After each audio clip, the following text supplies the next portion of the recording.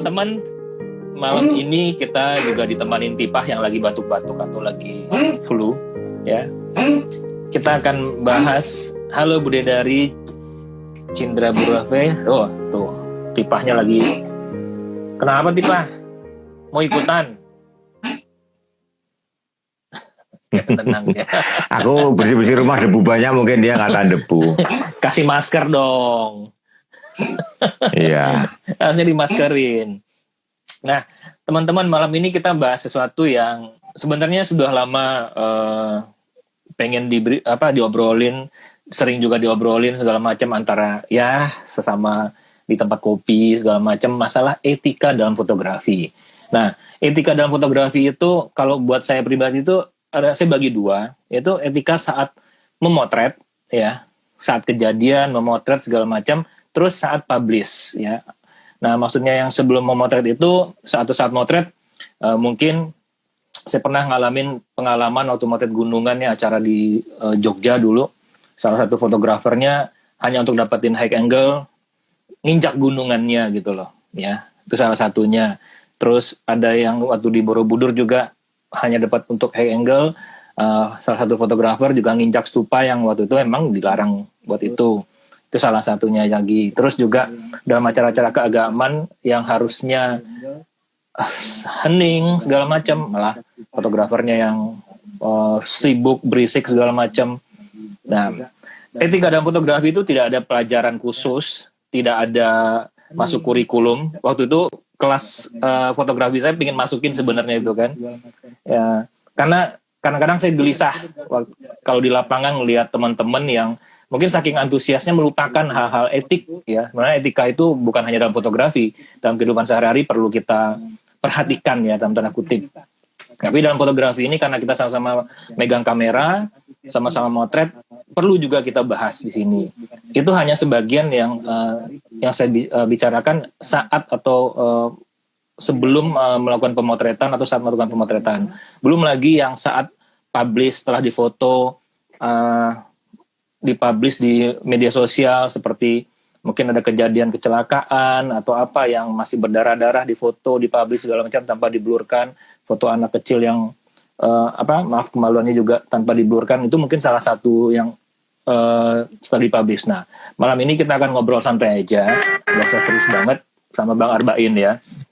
Mungkin Bang Arbain juga dalam segi jurnalistik seperti apa segala macam, karena saya lihat juga kadang-kadang teman kalau udah di lapangan lebih jurnalis dibanding jurnalistik sendiri gitu dalam untuk nyari momen gitu kurang lebih Bang ya. Jadi bagaimana nih menurut Abang nih ya, fenomena yang dari dulu sampai sekarang sih masih ada teman-teman yang lupa lah dalam hal kayak gitu. Silakan Bang. Oke, ngomongin soal etika itu ya, selama ini orang kelihatannya bahwa orang ingin tahu soal etika, kadang-kadang pertanyaan ini, Bang gini boleh nggak? Gitu boleh nggak? Ini boleh nggak? Nah, ini pertanyaan-pertanyaan itu tuh menunjukkan bahwa mereka tidak tahu ya, tidak ada batas-batasannya dan sebagainya. Itu pertanyaan orang. Sekarang mau saya tunjukkan dulu beberapa pemikiran sebelum kita ngomongin etika lebih dalam ya, bahwa ada beda besar antara memotret dan menyiarkannya ya. Ada beda besar antara memotret dan menyiarkannya. Ini yang harus dipahami betul. Sering saya ada kecelakaan, bergilas tak gitu, kepalanya gepeng hancur ya. Ya udah lanjut Bang. Tadi ada yang jualan apa tuh di depan tuh? Asik juga. Masih masuk suara di luar? Masuk, makanya ruanganku udah kubikin kedap suara loh.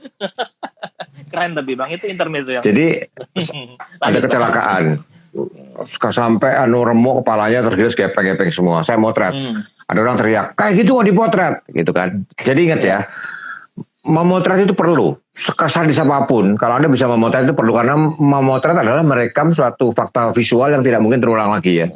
Itu memotret ya. Nah, kalau ngomongin etika, itu terkait dengan penyiaran, bukan pemotretannya. Walaupun dalam pemotretan ada masalah etika juga ya. Misalkan Anda naik meja ke atas meja orang ya, itu juga nggak sopan ya. Intinya gini, pada waktu kita memotret, sopan santunnya sama dengan sopan santun kehidupan kita sehari-hari ya. Artinya Anda naik ke atas meja atau naik genteng orang, segala harus minta izin lah ya. Itu sopan santunnya sama dengan mau motret kayak mau makan kayak mau minum, itu sopan santunnya sama dengan sopan santun sehari-hari. ngomongin etika fotografi itu ngomongin pemuatan, publikasi, penyebaran, itu etikanya di situ. Jadi kita harus pegang dulu. Ada beda besar antara memotret dan menyiarkannya itu ya. Jadi ini. Iya, setuju. Oke, saya lanjutkan slide saya. Ada beda antara memotretnya. Lalu gini, pers dan humas ya. Humas itu juga pers juga ya. Bukanlah lembaga pendidikan, bukan lembaga pengadilan dan bukan detektif. Tetapi lembaga informasi ini harus dipegang baik-baik ya. Bahwa pers itu adalah lembaga informasi. Jadi kalau bilang, wah beritamu tidak mendidik, lah kami memang bukan lembaga pendidikan itu loh. Terus Kompas sedikit dong itu, alirannya Joko Chandra. Kami bukan detektif. Pers bukan detektif ya, satu lagi. Terus juga siapa yang salah, siapa benar, pers tidak berhak menentukan ya. Apalagi fotografi ya itu. Jadi yang harus kita pegang dulu adalah bahwa foto, saya ngomongin di sini sebagai foto jurnalistik ataupun foto biasa, yang akan dipublikasikan itu adalah informasi ya, ingat ya, foto itu informasi. Oke, ini nggak penting ya. Nah, ada 3 macam sebetulnya, aturan, hukum, dan etika. Itu orang suka blur ya, campur aduk ya, mana aturan, mana hukum, mana etika. Saya kasih gambaran gini. Aturan ada di imigrasi sama di bea cukai nggak boleh motret.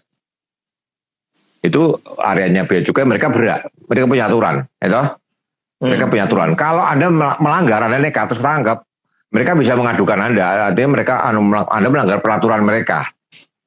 Itu peraturan, itu peraturan. Dan mereka berhak menegakkan peraturan itu karena itu wilayah mereka.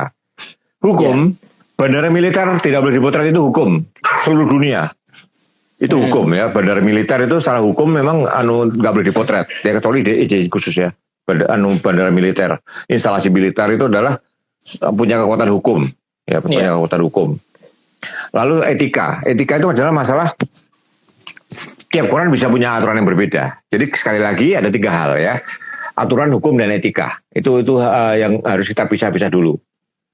Nah, etika itu sopan santun dan kepatutan. Sopan santun itu dan ada kepatutan. Kepatutan itu sama sopan santun pun ada bedanya. Nanti saya tunjukkan ke Anda ya. Apa itu kepatutan, apa itu sopan santun. Oke. Kepatutan itu menyangkut nasib orang lain. Ingat, menyangkut nasib orang lain. Saya kasih gambaran.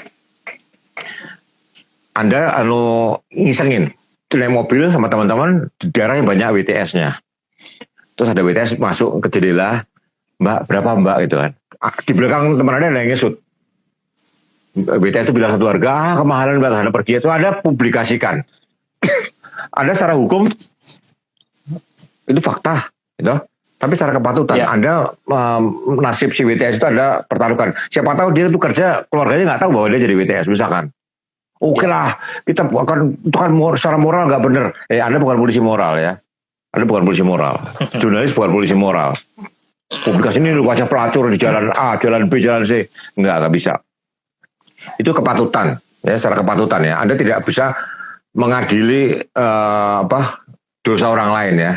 Dia cari makan menjadi WTS, kita nggak tahu sebabnya kenapa.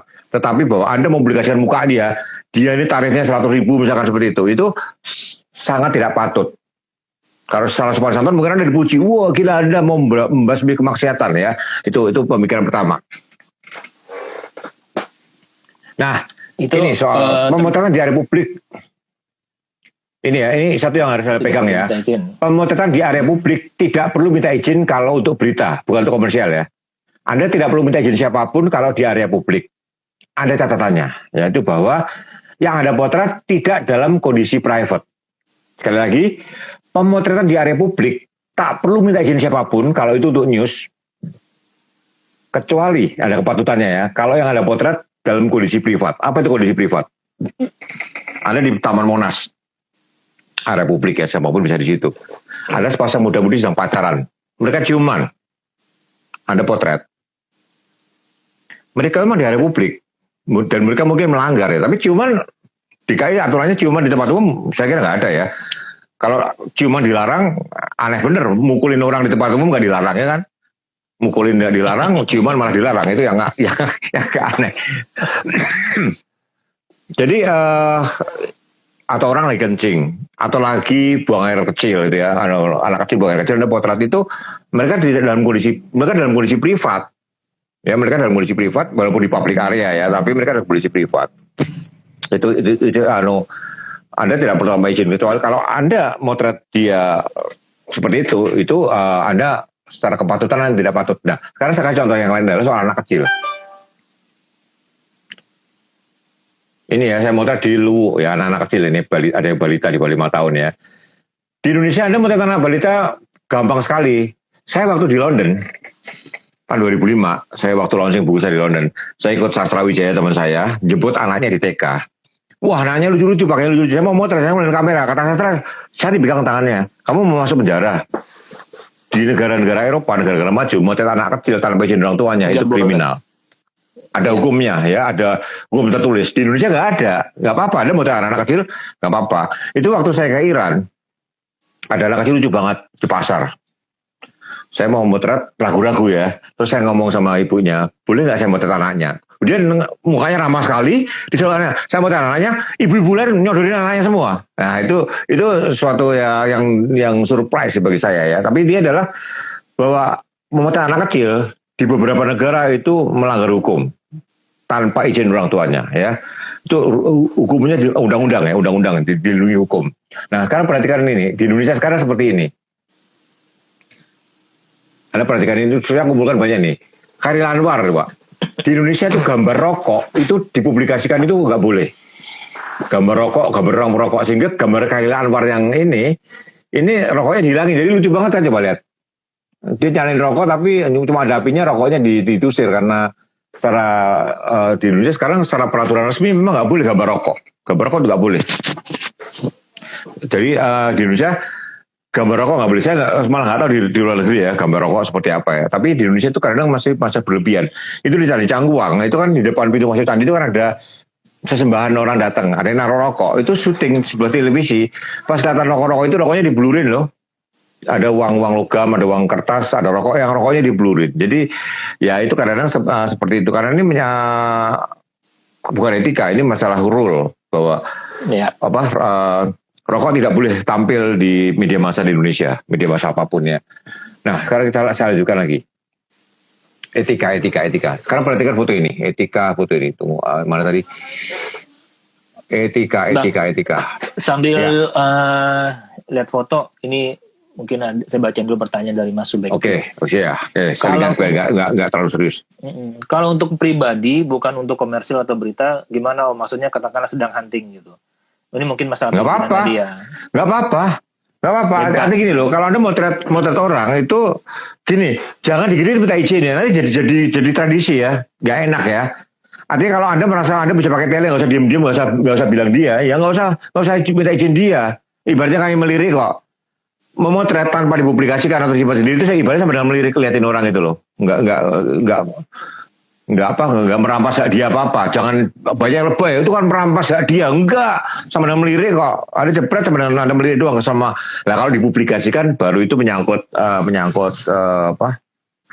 hak private dia ya dipublikasikan. Tetapi kalau itu untuk news, ada bom meledak ya, dang di jalan apa gitu ya, dang ada motret ada jual Kompas. Dibuat di halaman satu Kompas ada orang kepotret di situ, orangnya marah-marah. Dia nggak bisa nuntut, salah sendiri lo di situ gitu loh. Kalau dia kepotret dan polisi tidak privat, dia di suatu peristiwa jurnalistik, dia nggak bisa nuntut. Dia nuntut pun nggak akan menang di pengadilan. Atas dasar apa dia nuntut? Ya, itu ya. Om, kumisnya tebal sebelah ya. Aku nggak mau bacain. Masa aku bacanya gitu? Biar aja abang yang baca sendiri. Jadi Mas Subekti itu ya jawaban dari Bang Arbain ya. Jadi kalau hanya untuk sedang hunting lagi gitu nggak perlu izin dan nggak ada masalah, ya kan?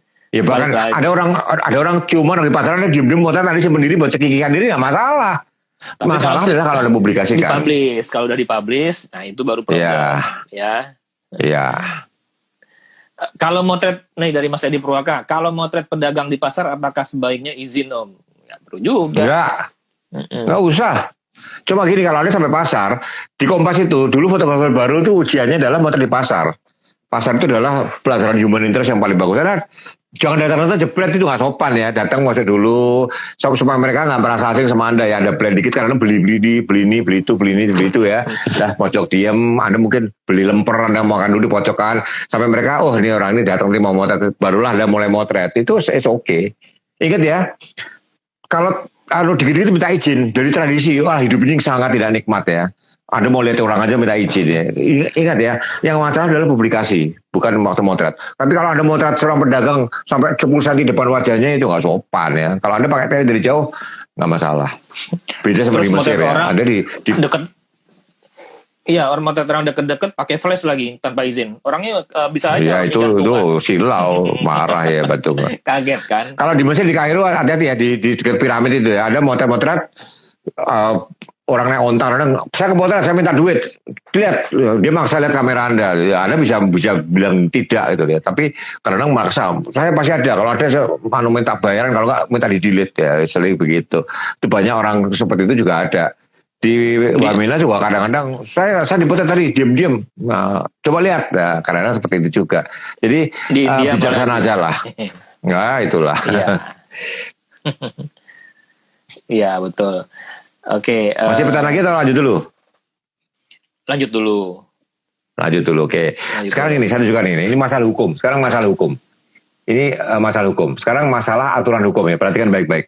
Ini foto ini dari Joni ngasih saya dari netizen mungkin ya.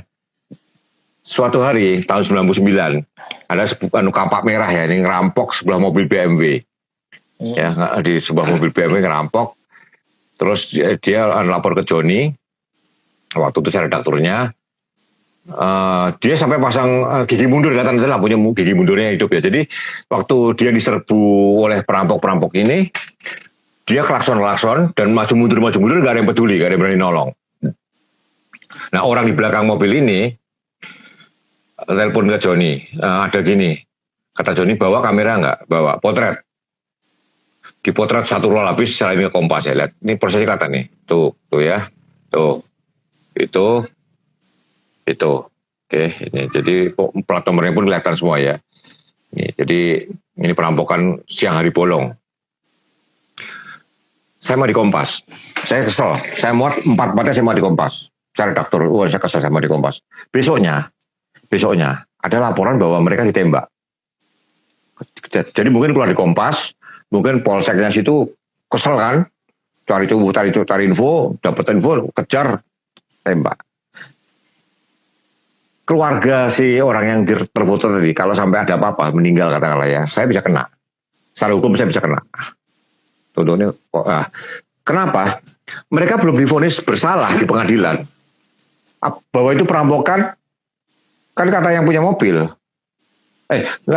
Kan dugaan yang motret. Siapa tahu tuh temennya, guyonan, diambil copot spionnya, nanti sampai rumah dibalikin. Ya, siapa tahu, kita nggak tahu kan. Yang motret itu berasumsi bahwa itu adalah perampokan. Secara logika iya. Tetapi sebelum pengadilan bilang mereka perampok, saya mau di Kompas, mukanya jelas gak diblurin.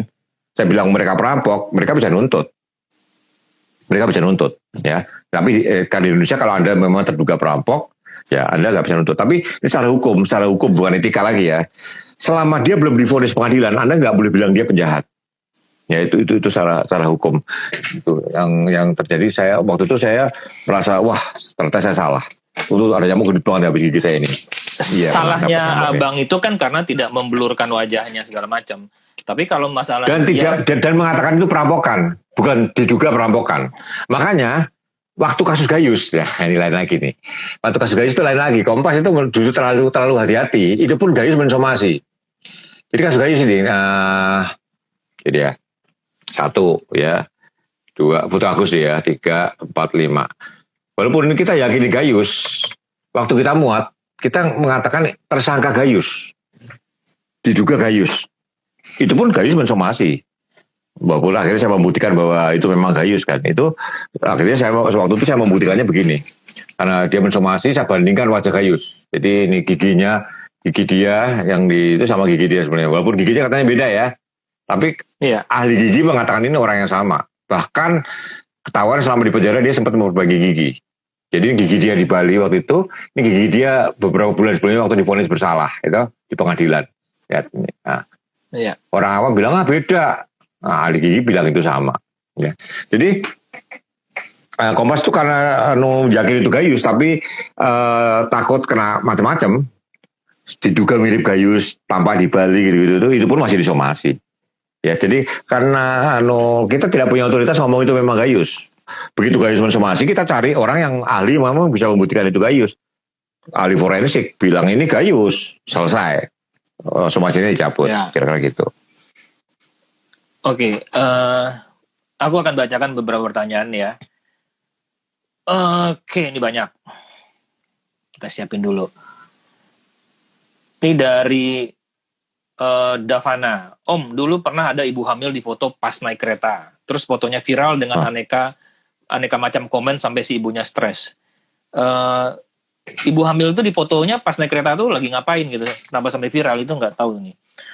Ya, etikanya makanya gimana? Etikanya gimana Om Ja? Jadi gini loh, dalam hidup ini ada namanya ada ibu yang dipotret. Kalau saya naik kereta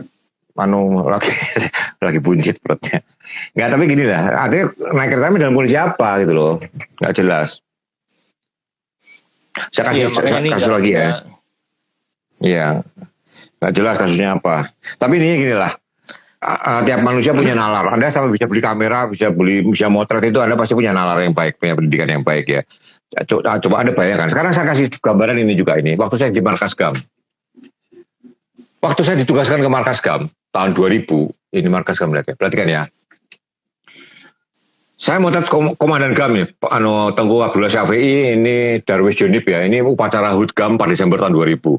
Saya memotret ini, saya mengasumsikan kalau dimuat, orang-orang di belakang itu harusnya nggak kelihatan. Jadi saya memotret foto yang saya kirimkan ke Jakarta adalah posisi di mana petinggi-petinggi itu dengan backgroundnya jauh. Kenapa? Karena ini memotretnya di suatu tempat dan penduduk sekitarnya itu datang nonton. Mereka belum tentu GAM. Hanya suatu kampung yang dipinjam tempatnya gitu kan. Mereka dipinjam. Nah kalau mereka jadi ikut ditangkap kan kasihan. Jadi saya memikirkan efek orang lain adalah saya memang mau kalau komandannya sama petinggi-petingginya dipublikasikan berani mereka siap karena memang wajahnya pun dikenal nggak masalah gitu kan. Tetapi orang-orang yang nggak bersalah yang kebetulan nonton upacara di tempat itu ya itu nggak bisa. Tapi perhatikan ini Inong Bali itu pasukan wanitanya GAM ya. Ini saya tanya sama mereka, ini kalau saya mau di Kompas nggak apa-apa Pak, buat saja Pak. Mereka berani memang karena mereka memang pasukan ya. Jadi ini udah 20 tahun yang lalu ya. Jadi mereka pun saya tanya sama beberapa petinggi di sana, ini beberapa foto bisa boleh publikasikan nggak? Publikasikan Pak, nggak apa-apa. Jadi ya saya publikasikan ini pasukan wanitanya GAM. Nah ini lihat nih. Ini foto dulu saya nggak boleh dipublikasikan. Sekarang udah lewat terus semua udah baik. Bahkan Gubernur Aceh tahun 2005 itu kan orang GAM ya. Ini waktu turun dari mobil panglimanya, lihat ini ada orang lain sekitarnya ini. Ini kalau saya muat orang ini mungkin bisa kena dianggap itu kan, dikenalin kan. Ini sekarang sudah nggak masalah ini. Simpatisan, padahal belum tentu ya. Atau malah dianggap anggota kan. Ini dulu foto saya simpan rapat-rapat. Dulu saya simpan rapat-rapat banget foto ini. Tapi yang upacara tadi memang dibuat dalam satu Kompas. Ini dibuat dalam satu Kompas itu kan. Secara etika, kalau ini saya muat. Ini saya menjerumuskan orang-orang yang ini gitu. Mungkin mereka nggak tahu pas lewat aja deh seperti itu. Ini Panglima juga Ayah Sofyan ya. Ini juga motor trail dipotret ya santai aja nih dengan AK-47-nya segala kan. Kalau petinggi nggak masalah. Malah mereka seperti unjuk gigi gitu kan. Nah ini... Sorry, ini tahun 2005 saya masih muda banget ya. Saya 1995, saya motret pelacur di bawah umur. Ada yang ngomong sama saya gini, kenapa masih ditutupin? Buka aja, nggak bisa gitu. Ini nasib orang. Saya bukan lembaga pengadilan moral ya. Saya cuma menceritakan sebuah realitas bahwa pelacur belia, penjajah seks PSK belia itu faktanya ada. Saya nggak ngarang, saya potret, saya tunjukkan, saya bawakan, ini saya tunjukkan ya, ini saya foto berdua dia di kaca, saya berikan dia nanti, saya janji bahwa kalau ada apa-apa ini loh, mukanya fotografer yang wawancara kamu ini, jadi saya sama bukti ya, ini kita foto berdua, nanti saya kasih kamu, saya kasih alamat, saya nggak bohong, saya bilang itu, dulu belum ada handphone sih, ini, nah waktu dipotret di Kompas, saya usahakan mukanya nggak kelihatan, saya ginikan. Ya, saya potret-potret semua kan. Itu ruangannya kan kamar esek-esek betul kan. Ada jam-jam itu saya lagi potret tuh ya. Terus ini dia juga kaosnya pun saya blurkan, siapa tahu kaosnya itu custom kan, ketahuan kan, kaosnya pun saya blurkan. Nah di Monte di Kompas digambar karena kenapa? Oke. Enggak, Ya. kaosnya Nah, terkembil di Indonesia Kompas- lagi tulisannya. Akhirnya di Monte di Kompas digambar karena apa? Petinggi Kompas Itu mengatakan sih. bahwa di blur kayak apapun, kalau bapaknya atau ibunya pasti ngenalin gitu loh. Iya. Walaupun dari gini-gini kan, apalagi gini nih, ini orang tuanya pasti ngenalin gitu loh. Dia akan dicecar pertanyaan. Nah, kalau begini kan, nah ini baru aman. Itu adalah suatu kepatutan yang diambil Kompas ya. Sebenarnya secara blur kita muat, kita secara kode etik jurnalistik ya, kita tidak menjerumuskan orang, kita masih nggak udah free. Tetapi ada pemikiran bahwa walaupun digitukan, kalau orang dekatnya pasti ngenalin. Akhirnya digambar ulang dan ya digambar ulang itu yang keputusan yang diambil Kompas soal etika ya, soal kepatutan. Bang Bain aja pertanyaan lagi siluet, Bang Bain bikin siluet aja orang tahu kok. Ya kan? Mulai samping mulai banget orang tahu. Jadi emang berbahaya. Iya. Berbahaya. Nih dari Mbak Yuniar nih, motret gelandangan anak kecil terus dipakai untuk media promosi public service. Enggak etis. Tidak etis. Buat tidak poster etis. gimana? Enggak etis ya. Tidak etis, sangat tidak etis, sangat amat tidak etis.